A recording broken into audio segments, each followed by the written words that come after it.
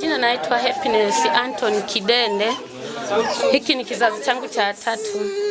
Kizazi cha kwanza ni huyu mmoja. Cha pili ni wawili, wa kike na wa kiume. Cha tatu ndo hao watatu.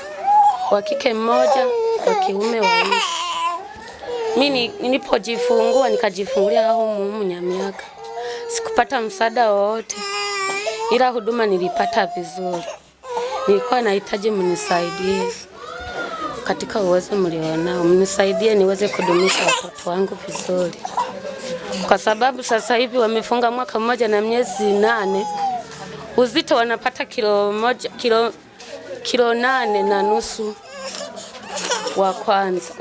Wa kwanza anapata kilo 9, wa pili anapata kilo 8, wa tatu anapata kilo 7 na mapointi. Kwa nilikuwa nahitaji mnisaidie, mnipe kama msaada niweze kudumisha watoto wangu wapate maisha mema.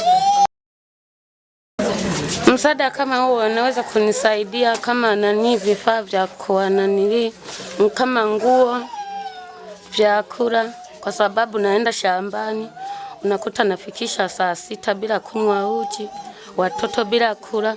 Maana nisipoenda kulima siwezi nikapata namna ya kuishi na hawa watoto. Mume wangu anafanya kazi za vibarua, kwa hatuna jinsi ya kuishi.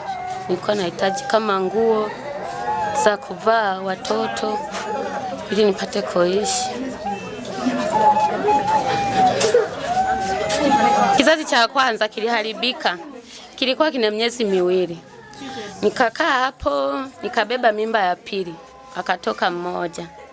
Alipozaliwa huyo akakua, alipofikisha miaka 3 nikabeba mimba ya 3. Ndio pakatoka kama watoto wawili, wa kike na wa kiume. Nikakaa hapo, watoto walipofikisha miaka 4 nikabeba mimba ya watoto 3. Ndio hawa waliozaliwa wakiwa 3, wa kike mmoja, wa kiume 2. Tatizo lao hao watoto wana mwaka mmoja na miezi 8, lakini uzito wao unatisha. Yaani huyu mkubwa wao huyu anapima kilo 9. Huyu wa pili anapima kilo 8. Huyu wa tatu anapima kilo 7.7. Kwa hiyo nilikuwa nahitaji msaada.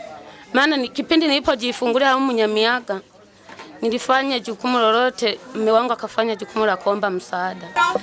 06 94 11 39 69. Unaitwa nani? Naitwa Happiness Anthony Kidende. 69. 06 94 11 39 69. Jina Happiness Anthony Kidende. Na jina naitwa Happiness Anthony Kidende Sebshahu. Napatikana katika kijiji cha Kanazi, kitongoji Kanazi.